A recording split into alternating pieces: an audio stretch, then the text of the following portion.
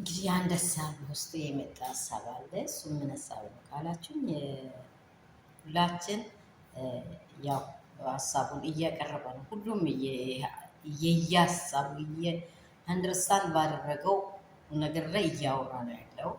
ማንም የማንም ሀሳብ ላደናቅፈው ሳይሆን፣ ምክንያቱም ሀሳቦች ምን ሊያመጡ ይችላሉ የሚለው የተጨመቀው ሀሳብ ላይ ልናመጣ ስንፈልግ የመጀመሪያ ጥያቄ ሩታ ይቅርታ በመጠየቅ ጉዳይ ላይ ነው ሁሉም እያወራ ያለው። ሩታ ለምን ጠየቅሽ? እንደዚህ ያህል ጎድቶሽ፣ እንደዚህ ያህል በድሎሽ የምትሉትም አላችሁ። ሄርሜላ ናት መጠየቅ ያለባት፣ በጣም ይሄን በማድረግሽ ተሳስተሻል የምትሉም አላችሁ። ደግሞ ሩታ ትክክል ነሽ የምንልም አለን።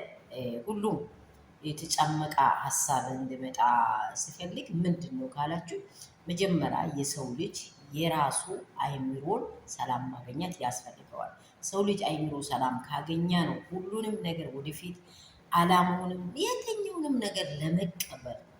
ለምሳሌ የኔ አፕታይት ካልተከፈታ ይህንን ሃይላንድ ውሃ ውስጥ ያለውን ውሃ ለመጠጣት አልፈልግም። ለምን? አፕታይቴ ውሃ አላሰኘኝም፣ ውስጤ ውሃ አላሰኘኝም። ለምን? አልጠመኝም። ወይንም ምክንያት የሚሆነው አልጠመኝም፣ ጥማት ስለሌለኝ ወይንም ውስጤ አልተቀበለም። ከዛ የተነሳ ነው ልል እችላለሁ። ምክንያቱም እንደዚሁ ሩታ የጠየቀችው ምክንያት ምንድን ነው ብላችሁ ልጅ ወልዳለች። ሴት ልጅ የወለደችውን አባት አንዴ ልትቆርጠው አትችልም። ማንም ሰው ምንም ቢል ማለት ነው። ይህን ልጅ የወለደችውና ያመጣውን መንገድ እሷ ናት የምታውቀው። ሚጦን እሷ ናት የምታውቀው። እንዴት ሆና እንደደረሰች እሷ ናት የምታውቀው። ይሄ ልጅ በቃ በዚህና በዚህ አባት አለው እኮ አባት የለም አይደለም። አባትየው ፍቅር አልጠገበም፣ እናትየውን ፍቅር አላየም።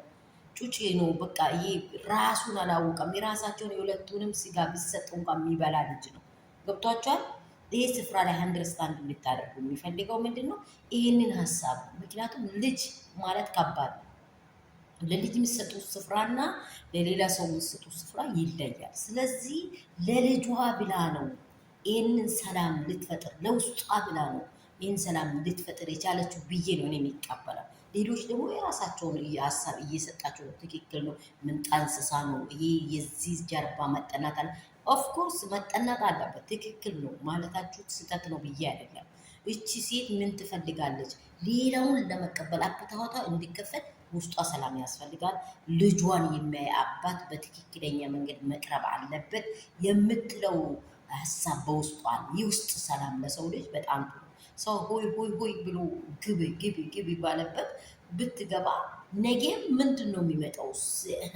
አያና ጅብ አንድ ላይ አያድርም መቼስ። ወንድና ሴት ሆኖ ሳይቀራረቡ አያድሩም። እና ይሄ ግልጽ የታወቀ ነገር ነው። ደስታን ስትቀበል ልጅ ይፈጠራል። አሁን ይሄ ልጅም እንዲሆን ነው። ይሄ ነገር ሳይሆን በፊት በሬን በትክክለኛ መንገድ ላስተካክል፣ በትክክለኛ መንገድ የሚያስገባውንም ሰው ላስገባ፣ የሚያስወጣውንም ሰው ላስወጣ የምትለው ሀሳብ ይቺ ልጅ ውስጥ ተጠንስሷል። ምንድነው እሱ? መልካም ሀሳብ ነው ብዬ ነው የሚቀበለው። ይቅርታ ለሰው ልጅ የመጀመሪያ ለሁሉም ነገር በር ነው። ከእሷ ይቅርታ አልፋ ወንድሟን አስጠይቃለች። ገብቷቸዋል። ወንድሟ በጣም እርር ብሎ ያላለፉትን ነገር ያውቃል። አሁን አብሮ ያለው ቤተሰብና እኛ ወጣ ብለን ያለ ነው ዳር ዳር የተቀመጠን ሰዎች ሪሊ በፍጹም ትክክለኛ አንመጣም። ምክንያቱም አብሮ ያለ ሰው ቤተሰብ ሁሉም ነገር ሰላም ሰላም። ቤተሰቦች እንደምን አደራችሁ? ሰላማችሁ በክርስቶስ ብዝት ይበልልኝ። ያላችሁበት ስፍራ የእግዚአብሔር ሰላም ይብዛላችሁ። በሙስሊም ውስጥ በየትኛውም ደግሞ በኦርቶዶክስ በተለያየ ሃይማኖት ውስጥ ያላችሁ ሁላችሁም በክርስቶስ ሰላም እላችኋለሁ። እናንተም ደግሞ ሰላም እንደሆናችሁ ሙሉ እምነት አለኝ።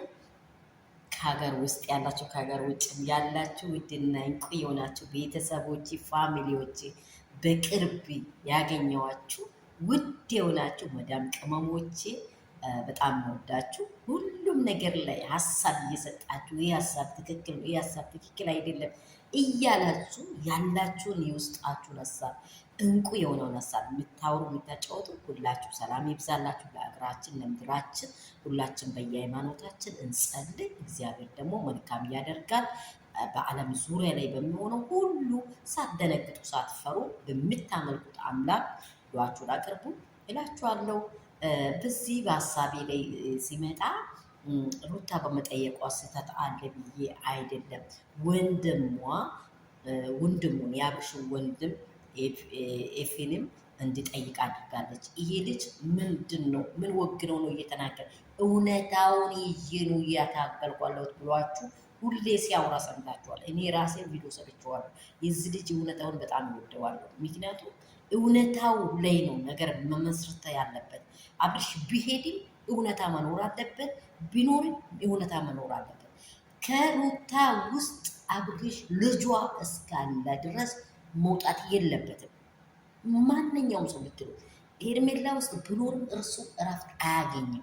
ምክንያቱም ሄርሜላን ሳይሆን ሩታን ነው ምንም በሌለበት ትክክለኛ ሱሪ በደንብ ታጥቆ ቀበቶ ታጥቆ ያልቻለበት ሰዓት እሷን በደንብ ቀምሷን በደንብ ሳትታጠቅ የያዘችው ትዳር ስለሆነ ሀ ብሎ የጀመረውበት ስፍራ መቼም ትውስታው አይለቃችሁ።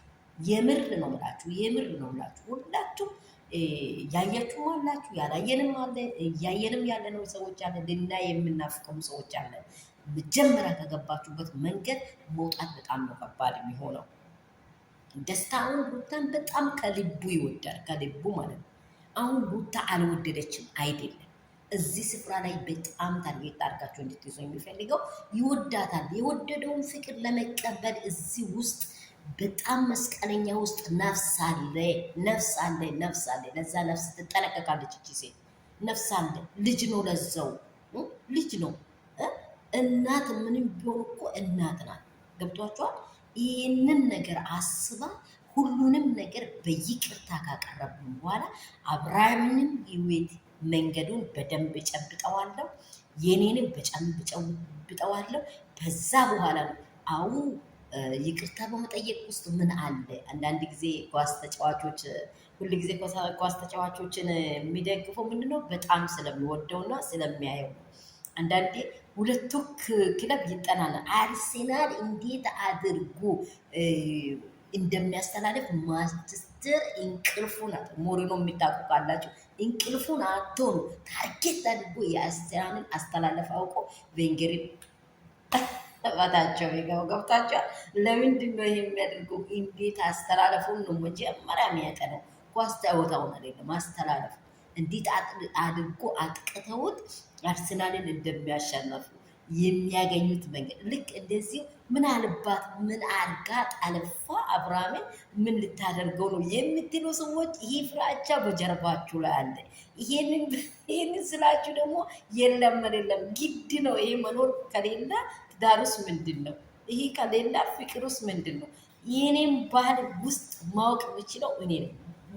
እንዴትም አድርጋ ሩታ የአብርሽን ውስጥ ታውቀዋለች አይደለም? ትላንት የመጠችው ሄርሜላ በደንብ ነው የምታውቀው። በደንብ አብርሽ እንዴት ቢያደርግ ነው እንትን ቁልፍ የሆነውን ሀሳብ የሚያውቀው ብላ እያሰላሰለች ነው ያለችው። እኔ እንደ ከልጇ አባት አይለያት ነው የሚለው። ፍቅሯ የዳበራ ይሆንላት ነው የሚለው። ደግሞ የገበችው ስህተቷን አምና ተመልሳ በህይወታቸው ላይ መልካም የሆነ ጥሩ የሆነ ከአንደበት የሚባል ነገር ዝና አይደለም፣ ውርደት ነው እንጂ ክብር አይደለም።